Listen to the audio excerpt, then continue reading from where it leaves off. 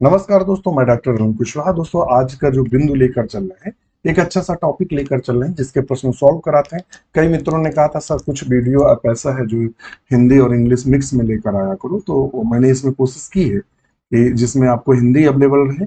हमारा ऐप है doctor notes biology. Google play store से आप डाउनलोड करिए, क्रिएट अकाउंट करिए, एक नया अकाउंट बनाइए और ज्वाइन करिए। क्वेश्चन नंबर फर्स्ट कह रहा है, Which among the following hormone is synthesized by the hypothalamus but released by pituitary gland? कहता है ऐसा हार्मोन जो हाइपोथैलेमस में बनता है। ध्यान में रखिएगा, सिंथेसिस यानी जो निर्माण होता है वो हाइपोथैलेमस में होता है, मगर जब रिलीज होने की बात करता है, निकलने की बात करता है, तो वो रिलीज किससे होता है? तो release by pituitary gland, pituitary gland से होता है। ऐसा हार्मोन कौन सा है? तो वो है ऑक्सीटोसिन। कौन सा हार्मोन है? ऑक्सीटोसिन हार्मोन है, जो इस तरह का कार्य करता है कि हाइपोथैलेमस में बनता है और निकलता यहां से है। ये जो ऑक्सीटोसिन हार्मोन्स है, ये प्रोड्यूस्ड बाय किससे बनता है? तो कहता है स्पेशल न्यूरॉन से बनता है। किससे बनता है? Special neuron of hypothalamus. Hypothalamus की जो विशेष न्यूरॉन्स हैं उनसे इसका निर्माण होता है। इसको आपको ध्यान में रखना है। एक्चुअली में हाइपोथैलेमस में दो प्रकार के हार्मोन्स निकलते हैं। एक ऐसे हार्मोन्स निकलते हैं जो रिलीजिंग का काम करते हैं, रिलीजिंग फैक्टर का काम करते हैं, और दूसरे हिस्से निकलते हैं इनहिबिटरी फैक्टर का भी कार्य करते हैं। तो ये दोनों तरह का ये कार्य करते हैं। और इससे जो हार्मोन्स हाइपोथैलेमस से निकलते हैं वो न्यूरो हार्मोन्स होते हैं। कैसे होते हैं? न्यूरो हार्मोन होते हैं। ये ध्यान में रखिएगा। तो ऑप्शन ए को हम सही करेंगे। क्वेश्चन नंबर 2 पर अगर चलते हैं, 2 नंबर कहता है, if pituitary gland is removed and transplanted in the kidney, यदि पीयूष ग्रंथि को निकाल, ये देखिएगा एनालिटिकल क्वेश्चन, ये डायरेक्ट जो किताब में इनका डायरेक्ट आंसर नहीं दिया रहेगा। ये आपके प्रेजेंटेशन, आप माइंड पर निर्भर करेगा कि इनका आप जवाब दे पाते हैं कि नहीं। वो कहता है यदि हमारी जो पिट्यूटरी ग्रंथि पाई जाती है ब्रेन में, यदि उसको निकाल दिया जाए और किडनी में प्रतिस्थापित कर दिया जाए, उसको ट्रांसप्लांट किडनी में कर दिया जाए, तो हम पर क्या असर होगा? उसका ये सिर्फ कहना है कि हमें क्या असर होगा। तो ध्यान में रखिएगा कि जो इससे असर क्या होगा कि जो growth hormone secretion will be decrease. जो ग्रोथ हार्मोन्स का सिक्रीशन है वो डिक्रीज होगा। क्या होगा? डिक्रीज। एक्चुअली में रिस्टोर होगा। क्या होगा? रिस्टोर होगा ग्रोथ हार्मोन। कौन कौन होगा? ग्रोथ हार्मोन जो है वो रिस्टोर होगा, हार्मोन रिस्टोर होगा। इसके अलावा टीएसएच, थायरॉक्सी स्टूलमेटिंग हार्मोन्स, और इसके अलावा जो है वो है प्रोलैक्टिन। प्रोलैक्टिन। तो इसको आयोग ने जो माना था वो डी ऑप्शन माना था। ये जीआईसी में क्वेश्चन पूछा गया था। नेक्स्ट क्वेश्चन है 3 नंबर क्वेश्चन देख लेते हैं। कहता है what is the function of prostate gland?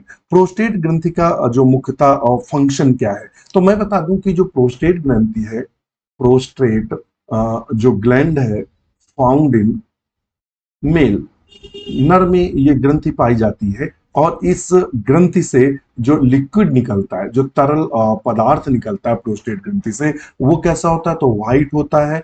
और कैसा होता है? लाइट, लाइट एसिडिक होता है, अम्लीय होता है। दूसरा, ये क्या करता है? सीमन का जो हमारा सीमन होता है उसका 25 to 30% पार्ट ये बनाता है, 20 से 30% पार्ट ये निर्माण करता है। और इसमें पाया क्या जाता है? ध्यान में रखिएगा, इसके जो लिक्विड होता है, इसका तरल होता है। एग्जाम में पूछ देता है प्रोस्टेट में क्या क्या पाया जाता है, तो फास्फेटेज पाया जाता है, फास्फेटेज पाया जाता है। और क्या पाया जाता है? सीट्रेट पाया जाता है, सीट्रेट पाया जाता है। और प्रोटीलाइटिक एंजाइम पाया जाता है। इतनी चीजें पाए जाते हैं। ये क्या काम क्या करता है? तो ये फंक्शन जो, अगर इसके कार्य की बात करेगा, इसके फंक्शन की बात करेगा कि ये कार्य क्या करता है, तो इनहिबिट किसको रोकता है? तो कहता है इनहिबिट कोगुलेशन को, स्पेलिंग गलत जा रही है, कहां चला गया?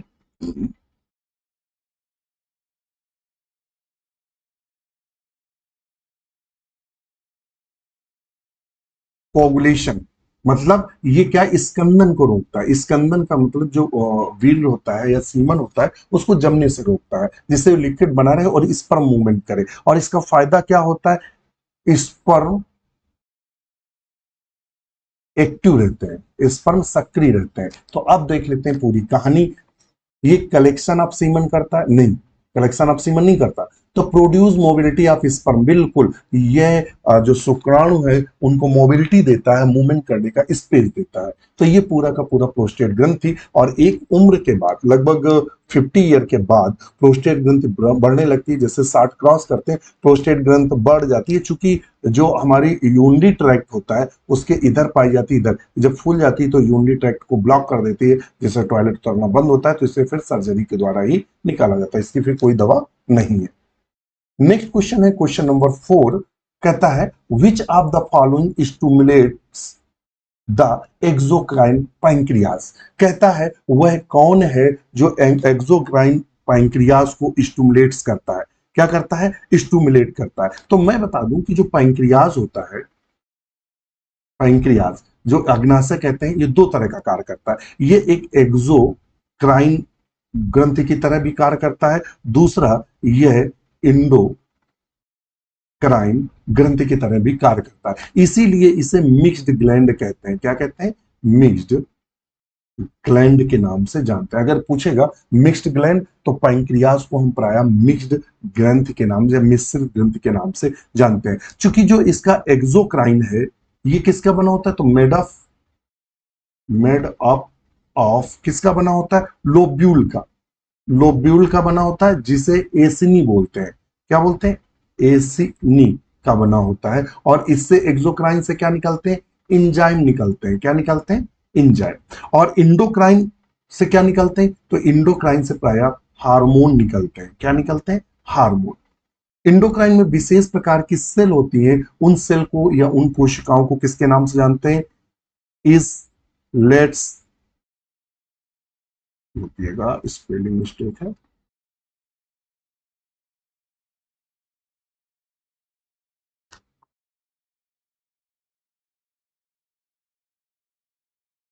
इजलेट्स ऑफ लैंगरहैंस,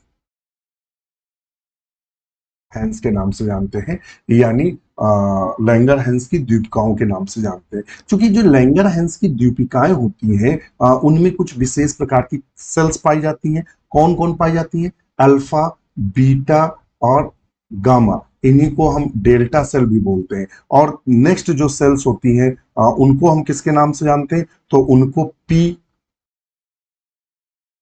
और एफ सेल के नाम से जानते हैं। अल्फा से ब्लू का गॉन हार्मोन निकलता है, इससे इंसुलिन निकलता है, इंसुलिन निकलता है। इससे कौन निकलता है? सोमैटोस्टेटिन निकलता है, सोमैटोस्टेटिन हार्मोन निकलता है। इससे क्या निकलता है? तो ये क्या करता है? पॉलीपेप्टाइड फॉर्मेशन,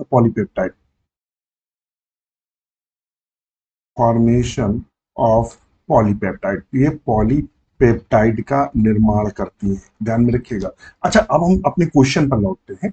यहां क्या कह रहा है? बहिस्रावी अग्नाशय को उद्दीपित करता है। तो कौन प्राय उद्दीपित करता है अग्नाशय को? वो है सिक्रेटिन। तो ये सिक्रेटिन कहां से निकलता है? ध्यान में रखिएगा। अगर आपसे पूछेगा कि ये सिक्रेटिन जो है ये कहां से निकल आता है, कौन? सिक्रेटिन। तो सिक्रेटिन जो है कहां से निकलता है? तो रिलीज्ड फॉर डिओडिनम, ये डिओडिनम से निकलता है। और क्या निकलता है? जैसे ही भोजन जो होता है, अम्लीय भोजन जो हमारा काइम होता है अम्लीय होता है, तो ये तुरंत निकलता है। क्या निकलता है? और ये स्टिमुलेट करता है किसको? एक्सोक्राइन पार्ट को। और एक्सोक्राइन पार्ट को स्टिमुलेट करता है, जिससे हमारा पैंक्रियाटिक जूस निकलता है। और एक आपसे पूछता है कंप्लीट डाइजेस्टिव जूस किसे कहते हैं? तो आपको टिक करना है, पैंक्रियाटिक जूस को कहते हैं।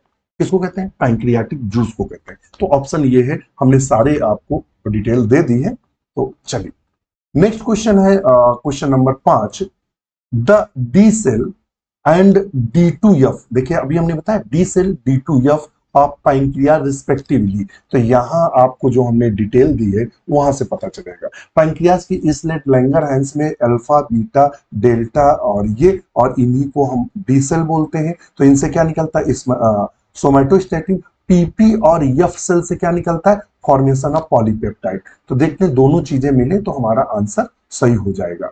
तो यहां आंसर क्या होगा? The D cells and D2F cell pancreas respectively से। अग्नाशय की डी कोशिकाएं D2F कोशिकाएं क्रमशः श्रावण करती हैं, तो पैंक्रियाटिक पॉलीपेप्टाइड एंड सोमैटोस्टैटिन। तो ऑप्शन ए ही सही होगा। पैंक्रियालिक नहीं, डी सेल ये नहीं सही होगा, क्योंकि डी सेल पहले दिया है। डी सेल पहले दिया और डी किसको करती हैं? सोमैटोस्टैटिन को। और D2F किसको करती है? पॉलीपेप्टाइड को। ऑप्शन बी सही होगा। एक्चुअली में ये दोनों सही है, मगर जो क्रम पूछा है उस क्रम के बेस पर हमारा जो सही होगा वो बी नंबर सही होगा। वो हमने आपको बताया है, और ये 2021 का जो TGT हुआ था उसमें ये क्वेश्चन बना था। नेक्स्ट क्वेश्चन चलते हैं, पूछता है following endocrine gland are present in human body. मानव शरीर में निम्नलिखित अंतःस्रावी ग्रंथियां उपस्थित होती हैं, जिसमें एड्रिनल ग्रंथि, pancreas, pineal gland, pituitary gland और थाइमस। उनको ये कह रहा है arrange the descending sequence of the location that is from head to foot. हम सर से स्टार्ट करेंगे, सर में कौन पाई जाती है और उस क्रम से इनको क्रम से लगाना है। तो एड्रीनल जो ग्रंथि पाई जाती है ये हमारे किडनी पे पाई जाती है। पैंक्रियास जो पाई जाती है ये हमारे यहाँ पाई जाती है, लंग्स के जो लीवर्स होता है उसके बगल में पाई जाती है। पीनियल ग्लैंड कहाँ पाई जाती है? पीनियल कहाँ पाई जाती है? पिट्यूटरी हमारी ब्रेन में पाई जाती है। कहाँ पाई जाती है? तो पिट्यूटरी हमारी जो है वो प्राय ब्रेन में पाई जाती है। तो इनको हम प्राय क्रम से लगा लेते हैं। और ये कहाँ पाई जाती है? तो ये हेड के एंटीरियर पार्ट में पाई जाती है। एंटीरियर पार्ट में ये मतलब ब्रेन और हेड के पोस्टीरियर पार्ट में पाई जाती है। पोस्टीरियर में। थाइमस कहाँ पाई जाती है? तो थाइमस हमारे थोरेक्स में पाई जाती है। कहाँ पाई जाती है? थोरेक्स में। तो देख लीजिएगा, सबसे पहले हेड का इंटीरियर पार्ट लेते हैं, तो सी नंबर पहले आएगा। यहाँ पाई जाती है, तो सी वाला पहले आएगा। फिर उसके बाद पिट्यूटरी आएगी, तो सी के बाद आएगा डी। अच्छा, फिर उसके बाद जो कौन सा आता है? थाइमस हमारे थोरेक्स वाले एरिया में पाया जाता है, तो हमारा आएगा ई। ठीक है। और पीनियल हो गई, ये हो गया। फिर पैंक्रियास नीचे पाया जाता है, तो ऑप्शन आएगा बी। और एड्रीनल जो है वो इस वाले, किडनी हमारी यहाँ होती तो नीचे पाया जाएगा, तो आएगा A. C B D A B, C D E B A, ये ऑप्शन सी सही होगा। समझ में आएगा? ये कंडीशन है। और यदि आप हमसे जुड़ना चाहते हैं तो हमारा ऐप है डॉक्टर नोट्स बायोलॉजी। तो यदि आप हमसे जुड़ना चाहते हैं तो हमारे कोर्सेज हैं, जो ELT का बैच है, बिल्कुल न्यू लॉन्च बैच है। और इसमें थ्योरी की सारी आपको थ्योरी क्लास अवेलेबल रहेंगी। देखिए सारी की सारी थ्योरी क्लास अवेलेबल रहेंगी, सारे के सारे चैप्टर वाइज MCQ सॉल्व रहेंगे। जैसे कि आप देख रहे हैं पूरे चैप्टर के जितने भी सिलेबस में चैप्टर है सबके हमने अब तक जितने क्वेश्चन बने सब सॉल्व कराए, वो सारी आपको अवेलेबल रहेंगी। चूंकि ओल्ड सॉल्व क्वेश्चन पेपर से लगभग 40 से 50% क्वेश्चन बनते हैं, इसलिए आपको यहाँ से और थ्योरी से जो 40 से 60% नए क्वेश्चन बनते हैं वो यहाँ से फंस जाएंगे। और ओल्ड सॉल्व क्वेश्चन पेपर से जो क्वेश्चन पेपर उठाते हैं वो यहाँ हमने सारे ओल्ड सॉल्व क्वेश्चन पेपर भी कराए। मिक्स्ड MCQ से जो क्वेश्चन 2 से 4% बचते हैं वो यहाँ से वो भी हमने कराए। 1000 PDF की लाइब्रेरी में आपको बुक मिलेंगी, नोट्स मिलेंगे अदर कोचिंग के, और इसके अलावा आपको ढेर सारा मटेरियल मिलेगा। इसके अलावा GS के नोट्स आपको अवेलेबल रहेंगे। और रात में जो डिस्कशन है, रात में डिस्कशन जो आप पढ़ रहे हैं उसको रात में डिस्कशन कराते हैं, रिवीजन कराते हैं, आपसे क्वेश्चन पूछे जाते हैं, आप जवाब देते हैं, नहीं जवाब दे पाते तो हमारे द्वारा दिया जाता है। तो ये अवेलेबल रहेगा। ये हमारा कॉन्टेक्ट नंबर है। ये बैच 1499 का है। अगर कूपन कोड डालेंगे ELT 2025 तो ये 1399 का पड़ेगा। हमारा जो विजेता बैच है एक नया बैच है विजेता, वो 1399 का है। उसमें हमने 99% सिलेबस कंप्लीट कर दिया, 1% जो सिलेबस है वो जब मन में आएगा तो वो 1%, 2-3 क्लासें हैं वो हो जाएंगी। तो अगर आप कंप्लीट बैच, इसमें भी ये सारी चीजें, जितनी भी चीजें हैं ये सारी चीजें इसमें आपको मिलेंगी, तो आप इसको ज्वाइन कर लें। अगर आपको लगता है मैं कंप्लीट बैच लूंगा, मैं अपनी स्पीड में पढ़ूंगा, तो विजेता ले लीजिए। अगर हमारे साथ साथ पढ़ना है तो ये ले लीजिए। जितनी भी क्लासें एलटी बैच में क्रम से लगी हैं, जो नई क्लास आएगी वो लाइव में आएगी और वो तुरंत स्टोर हो जाती है। और 699 का हमारा प्रैक्टिस बैच है। कौन सा है? प्रैक्टिस बैच है, जिसमें आपको 80+ प्रैक्टिस सेट आपको अवेलेबल रहेंगे। डॉक्टर नोट्स बायोलॉजी के 300 मित्र ऐसे हैं, 300+ जो अब तक नौकरी पा चुके हैं। अगला नंबर आपका होगा। कंटेंट की गारंटी हमारी है, आप हमसे जुड़ेंगे तो कंटेंट की गारंटी मैं लेता हूं। चलिए अब हम चलते हैं। अब अब हम चलते हैं, इस थाइमस वाला हो गया। और अगर कोई भी आपको जानकारी लेनी है, इस नंबर पर कॉल या मैसेज कर सकते हैं। क्वेश्चन नंबर 7 कहता है, विच सिक्रीट द कैल्सिटोनिन, इनमें से कैल्सिटोनिन कौन स्रावित करता है, कौन कैल्सिटोनिन का स्रावण करता है? तो मैं बता दूं कि दो ग्रंथियां गले के पास पाई जाती है, एक थायराइड, एक पैराथायराइड। तो यहां चूंकि उसने कोशिकाएं दी है, सी सेल ऑफ द पैराथायराइड या सी सेल ऑफ थायराइड, इस तरह का दिया हुआ है। बी सेल ऑफ पैंक्रियाज या एड्रिनल मेडुला, ये दिया हुआ है। तो मैं आपको बता दूं कि जो कैल्सिटोनिन का स्रावण करती है वो सी सेल ऑफ थायराइड, थायराइड की जो सी कोशिकाएं होती हैं वो प्राय करती है। ये कैल्सिटोनिन का कार्य क्या होता है? अगर फंक्शन पूछ दे कि कैल्सिटोनिन का कार्य क्या होता है, अक्सर पूछता है, तो ये क्या करता है? Control calcium level in blood, रक्त में ये कैल्शियम की मात्रा को कंट्रोल करता है। क्या करता है कि कैल्शियम की मात्रा कंट्रोल करता है। तो ये कहां पाया जाता है? सी सेल ऑफ थायराइड, थायराइड की सी कोशिकाओं में पाया जाता है। जो विजेता बैच में हमने चूंकि हार्मोन्स वगैरह पढ़ा दिया है, तो आप वो अगर पढ़ लेंगे तो ये चुटकियों में क्वेश्चन सॉल्व कर लेंगे। और अभी जो एलटी बैच है उसमें अभी एम्ब्रियोलॉजी, एनिमल एम्ब्रियोलॉजी पढ़ा रहे हैं, और इसके बाद प्लांट एनिमल फिजियोलॉजी शुरू करेंगे। नेक्स्ट क्वेश्चन है 8 नंबर पे, और which of the following hormone is not made up of alpha and beta सब यूनिट, इनमें से वह हार्मोन्स कौन से हैं जो अल्फा और बीटा सब यूनिट से नहीं बने होते हैं? कहता वह हार्मोन कौन है जो अल्फा और बीटा सब यूनिट से प्राय नहीं बने होते हैं? तो आपको हम बता दें कि एक हार्मोन है इंसुलिन। इंसुलिन जो होता है वो अल्फा एंड बीटा सब यूनिट से नहीं बना होता है, नहीं बना होता है। तो यहां हमें कहीं ये दिख नहीं रहा है। अब आया LH, TSH और FSH, ये चूंकि पिट्यूटरी से स्रावित होते हैं, तो ये सारे के सारे अल्फा और बीटा सब यूनिट के बने होते हैं, सब यूनिट्स के बने होते हैं ये तीनों। ये अब हमारा प्रोलैक्टिन जो आता है ये नहीं बना होता है अल्फा बीटा सब यूनिट का, तो ऑप्शन डी को हम सही करेंगे। इस टॉपिक से लगभग 8 क्वेश्चन एलटी 2018 में पूछा गया था, ध्यान में रखिएगा।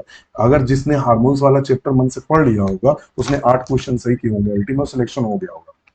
नेक्स्ट क्वेश्चन है renin, renin secrets by, renin actually में क्या होता है कि दूध का पाचन करता है। क्या करता है? दूध का पाचन करता है। तो कहता है रेनिन स्रावित होता है, कहां स्रावित होता है? Cell in the macula densa से, या cell of the proximal tubule से, ये और सेल्स ऑफ डिस्टल ट्यूब्यूल। ये सारी संरचनाएं किसकी हैं? तो ये सारी की सारी संरचनाएं नेफ्रॉन की है।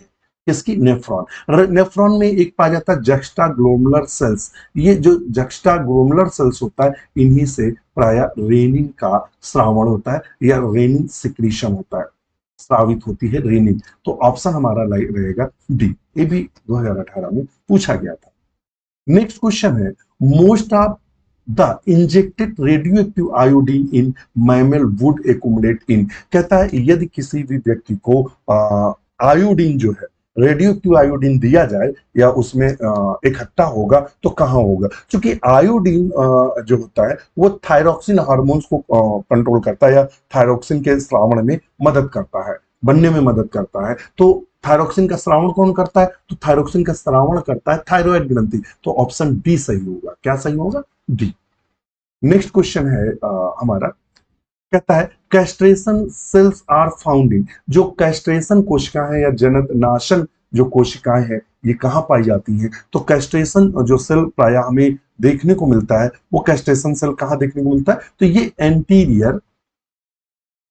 Anterior lobe of pituitary gland,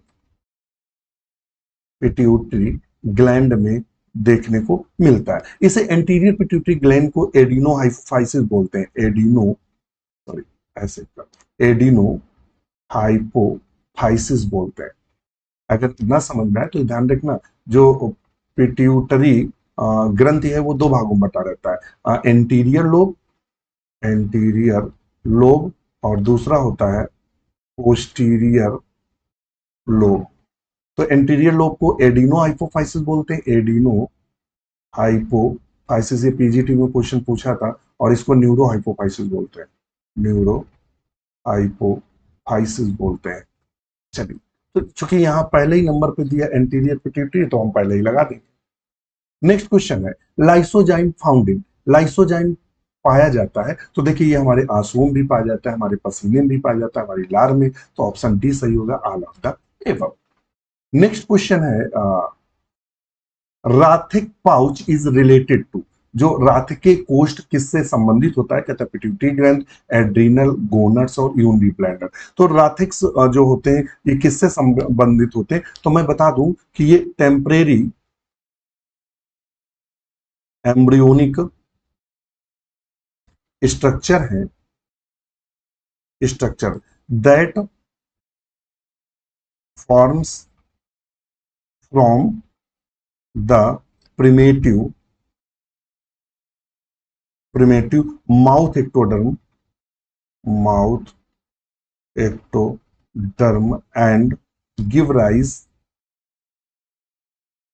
to the anterior lobe of pituitary gland, pituitary gland।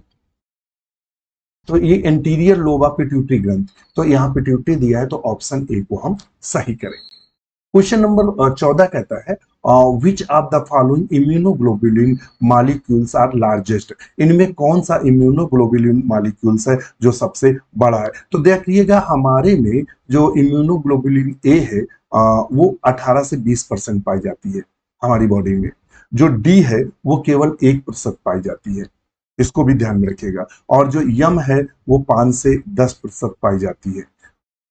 अच्छा, तो जो ए है, ए और तो इसमें सबसे लार्जेस्ट कौन सी आती है? तो ये यम जो है ये सबसे लार्जेस्ट आती है। ये कैसी है? सबसे लार्जेस्ट है। और जो ए है ये हमारे कहां पाई जाती है? तो ये क्लोस्ट्रम में पाई जाती है, क्लोस्ट्रम, क्लोस्ट्रम का मतलब होता है दुग्ध में। और दुग्ध कौन सा? जब माता का पहला बच्चा पैदा होता है तो पीला गाढ़ा जो दूध होता है उसमें ये पाया जाता है इम्यूनोग्लोबुलिन ए। और जो डी पाया जाता है वो कहाँ पाया जाता है? तो ये हमारा सेल में पाया जाता है, और उसकी प्रतिरक्षा। ई जब हमें एलर्जी होती है किसी भी कारण, छींक, खांसी और कोई भी स्किन में, तो ये इंक्रीज करता है। जो यम है ये हमारे एम्ब्रियो में बनता है, भ्रूण में, और भ्रूण की रक्षा करता है। समझ में आ गया? तो ऑप्शन चूंकि बी सही है, और तो उसी की चर्चा करेंगे। क्वेश्चन नंबर 15 कह रहा है secretion of progesterone by the corpus luteum is, corpus luteum क्या होता है? तो जो ओव्यूल जब निकल जाता है बाहर, ओव्यूल से सॉरी गलत बोल रहा हूं मैं, जब ओवा निकल जाता है, ओवा निकल जाता है तो खाली ओवरी में जो पाउच नुमा संरचना बचती है वह एक ग्रंथि के रूप में बदल जाती है, जिसे हम कार्पस ल्यूटियम कहते हैं। क्या कहते हैं? ल्यूटियम कहते हैं, कार्पस ल्यूटियम कहते हैं। ये प्रोजेस्टेरॉन का श्रावण करता है। किसका? प्रोजेस्टेरॉन, प्रोजेस्टेरॉन का श्रावण करता है। किसका श्रावण करता है? तो यह प्राय प्रोजेस्टेरॉन का श्रावण करता है। समझ में आ गया? तो secretion of progesterone by corpus luteum initiated by, किसके द्वारा इनिशिएट होता है? ध्यान में रखिएगा, वो पूछ रहा है किसके द्वारा ये प्राय इनिशिएटेड होता है। तो ध्यान में रखिएगा एलएच, ल्यूटिनाइजिंग हार्मोन्स बोलते हैं इसको। एलएच को क्या बोलते हैं? तो एलएच को बोलते हैं ल्यूटिनाइजिंग हार्मोन। ये क्या करता है? इंड्यूस्ड करता है प्रोजेस्टेरोन, प्रोजेस्टेरोन सिक्रीट, और प्रोजेस्टेरोन किससे निकलता है? कार्पस ल्यूटियम से। तो इसको आप ध्यान में रखिएगा। तो ऑप्शन करेंगे एलएच, और ये पिट्यूटरी ग्रंथ से निकलता है। बहुत सारे हार्मोन पिट्यूटरी से निकलते हैं, कुछ अग्र लोब से निकलते हैं, कुछ पश्च लोब से निकलते हैं। तो इतना ज्यादा यहाँ नहीं हम डिस्कस कर सकते। क्वेश्चन नंबर 16 कहता है स्टेरॉइडोजेनेसिस टेक प्लेस इन, स्टेरॉइडोजेनेसिस होता है सार्टोली सेल में, लीडिंग सेल में, जर्म सेल में, नन ऑफ एवं। तो एक्चुअली में ये स्टेरोजेनेसिस क्या होता है? तो कहता है मल्टी स्टेप जो होते हैं, multi step process for the biosynthesis of steroid hormone. Steroid जो हार्मोन बनते हैं वो बनने की क्रिया को, जो स्टेरॉइड हार्मोन बनते हैं उनकी बनने की क्रिया को हम स्टेरॉइडोजेनेसिस या के नाम से जानते हैं, स्टेरॉइड हार्मोन। और स्टेरॉइड हार्मोन देखिए, सार्टोली जो टेस्टीज की बात करेंगे, टेस्टीज की जो बात करेंगे उसमें सार्टोली सेल्स जो है वो न्यूट्रिशन देती हैं स्पर्म को, न्यूट्रिशन पोषण देती है। लीडिंग कोशिकाओं से टेस्टोस्टेरोन निकलता है, टेस्टोस्टेरोन निकलता है। और ये हार्मोन्स कैसा है? तो ये स्टेरॉइड हार्मोन है, स्टेरॉइड हार्मोन है। तो वही कह रहा है टेक प्लेस किसमें होगा? तो लीडिंग कोशिकाओं में होगा, क्योंकि तभी तो टेस्टोस्टेरोन बनेगा। तो ये जो क्वेश्चन है ये डायरेक्ट फैक्ट पर नहीं निर्भर है, ये आपकी सोच पर निर्भर है कि आपको अगर अच्छा सा थ्योरी पढ़े, डाटा आ रहा है, तब एक दूसरे से कनेक्ट करेंगे, तभी आप आंसर देंगे। क्वेश्चन नंबर 17 कहता है which is amino acid derived hormone, इसमें से अमीनो एसिड के द्वारा कौन से हार्मोन बनते हैं? कहता है थायरॉक्सिन, एपिनेफ्रिन, मेलाटोनिन। मेलाटोनिन किसके लिए जिम्मेदार होता है? हमारे कलर के लिए। एपिनेफ्रिन इससे जो जिम्मेदार होता है वो भय आदि में। थायरॉक्सिन हमारे बॉडी में बीएमआर को कंट्रोल करता है। तो थायरॉक्सिन, थायरॉक्सिन इसका आंसर क्या होगा? थायरॉक्सिन। एक्चुअली में थायरॉक्सिन ट्रिप्टोफैन, मुझे जहां तक याद है जो थायरॉक्सिन होता है वो ट्रिप्टोफैन आदि को नियंत्रित करता है। तो इसका हार्मोन जो होगा वो कौन सा होगा? तो थायरॉक्सिन भी, एपिनेफ्रिन, इसमें ऑप्शन डी लगा दो। सारे के सारे अमीनो एसिड ड्राइव्ड है, ऑप्शन डी को सही कर दो आप। Bowman glands are found in, कहता Bowman's gland are found in, Bowman ग्रंथि पाई जाती है एक्सटर्नल ऑडिटरी कैनाल में, यानी कान से संबंधित, कॉर्टिकल नेफ्रॉन्स में, या जक्स्टा मेडुलरी नेफ्रॉन में, ऑल्फैक्टरी एपिथेलियम में। तो बोमेन जो ग्लैंड है वो एक्चुअली में पाई कहाँ जाती है? तो ये जनरली पाई जाती है ऑल्फैक्टरी एपिथेलियम में। तो ऑप्शन डी को हम सही करेंगे। बोमेन कैप्सूल नहीं है, ध्यान रखना, बोमेन कैप्सूल जो नेफ्रॉन में उठा के ले जाओ। हम आपसे पूछ रहे हैं बोमेन ग्लैंड्स की बात कर रहे हैं, इसको ध्यान में रखिएगा। क्वेश्चन नंबर 19 है parathyroid gland is essential for the maintenance of. Parathyroid ग्रंथि किसके लिए किसको मेंटेन करती है? तो ये भी हमने बताया था कि ये कैल्शियम को भी मेंटेन करती है। ध्यान में रखिएगा, किसको कंट्रोल करती है? तो ये नॉर्मल कैल्शियम लेवल करती है। तो ये नॉर्मल कैल्शियम लेवल करती है, या ये किसको करती है? तो इसमें पैरा जो थायराइड है, थायराइड से जो हार्मोन, पैराथायराइड हार्मोन निकलता है, इसी को हम दूसरा बोलते हैं कोलिप्स, कोलिप्स हार्मोन के नाम से जानते हैं, हार्मोन के नाम से जानते हैं, या इसे पीटीएच बोलते हैं, पैराथायराइड हार्मोन के नाम से जानते हैं। ये क्या करता है? Control calcium, calcium and phosphate, calcium और फास्फेट को ये क्या करता है? मेंटेन करता है, मेंटेन करता है। तो यहाँ चूंकि कैल्शियम दिया है तो फास्फेट तो दिया नहीं है, अगर दिया होता कैल्शियम एंड फास्फेट तो फिर उसको टिक करते हैं। इसको ध्यान रखिएगा, इसको मेंटेन करता है। क्वेश्चन नंबर 20 कहता है basal metabolic rate is controlled by which of the following. BMR बोलते हैं, बीएमआर बेसिक मेटाबॉलिक रेट, जैसे हृदय की धड़कन, आपके शरीर का टेम्परेचर, और जैसे आप चलते हैं, ये सब जो कंट्रोल करता है वो कौन करता है? तो वो थायराइड हार्मोन करता है। कौन करता है? थायराइड हार्मोन करता है ये सब कंट्रोल। तो थायराइड किससे निकलता है? थायराइड निकलता है थायराइड ग्रंथि से। तो ऑप्शन डी को हम सही करेंगे। नेक्स्ट क्वेश्चन है हमारा 21 नंबर। The secretion of hormone from anterior pituitary are regulated by, जो हार्मोन्स एंटीरियर पिट्यूटरी यानी एडिनोहाइपोफाइसिस से निकलता है, hormone from anterior pituitary are regulated by, किससे होता है? मस्तिष्क के कारक से, गुर्दे कारक से, या फैक्टर पोस्टीरियर पिट्यूटरी से, फ्रॉम फैक्टर ऑफ हाइपोथैलेमस, ये सारे के सारे हाइपोथैलेमस। एक्चुअली में पिट्यूटरी ग्रंथि को मास्टर ग्रंथि बोलते हैं। क्या बोलते हैं? मास्टर ग्रंथि। हाइपोथैलेमस को मास्टर ऑफ मास्टर ग्रंथि बोलते हैं। यानी पिट्यूटरी, जो पिट्यूटरी होती है वो कंट्रोल करती है, उसको मास्टर ग्रंथि, सबसे ज्यादा हार्मोन निकलते हैं, रेगुलेट करते हैं। और इसको भी जो रेगुलेट करता है वो हाइपोथैलेमस से, जो हमने इसमें अभी आपको पहले क्वेश्चन में बताया था, इससे दोनों प्रकार के फैक्टर, इनहिबिटिंग फैक्टर होते हैं और रिलीजिंग, दोनों तरह के फैक्टर यहां काम करते हैं। ये मैंने अभी बताया था। तो हाइपोथैलेमस, फैक्टर ऑफ हाइपोथैलेमस जो पिट्यूटरी को भी कंट्रोल करते हैं। क्वेश्चन नंबर 22 है, hormone that cause the milk ejection from the breast when the baby begins to suckle is called. जब बेबी दूध पीता है माँ का, तो दूध जो निकलता है उसको निकालने के लिए कौन सा हार्मोन जिम्मेदार है? तो वो है ऑक्सीटोसिन। ऑक्सीटोसिन किससे निकलता है? तो पोस्टीरियर, मुझे लगता है पोस्टीरियर पार्ट ऑफ एड्रीनल से, हाँ एड्रीनल से निकलता है, तो ऑक्सीटोसिन। नेक्स्ट क्वेश्चन है, देखते हैं 23 नंबर। 23 नंबर पे कहता है, और which of the following known as emergency gland. Emergency gland तो नेफ्रिन और एपिनेफ्रिन किससे निकलते हैं? एड्रीनल ग्लैंड से निकलते हैं। तो ऑप्शन डी सही होगा। चूंकि टाइम बहुत हो रहा है, अभी थ्योरी क्लास हमने ली है। तो फिर कहता है, which the following gland called 4S। 4S ग्रंथि किसे कहा जाता है? तो एड्रीनल को कहा जाता है। किसको कहा जाता है?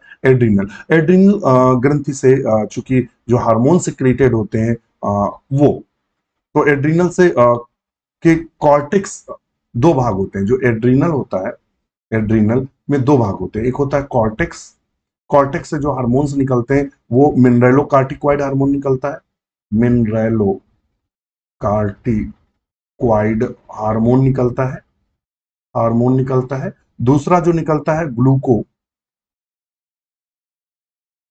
कार्टिकॉइड हार्मोन निकलता है। और जो इसका मेड्यूला भाग होता है, मेड्यूला यानी पश वाला भाग होता है, उससे एपिनेफ्रिन, एपिनेफ्रिन और नॉर एपिनेफ्रिन निकलता है, नॉर एपिनेफ्रिन निकलता है। ये एक्चुअली में इमरजेंसी हार्मोन्स कहे जाते हैं। इनको क्या बोलते हैं? इमरजेंसी हार्मोन्स के नाम से इनको हम जानते हैं। इन हार्मोन्स को किसके नाम से जानते हैं? एपिनेफ्रिन। तो ऑप्शन होगा एड्रीनल मेडुला।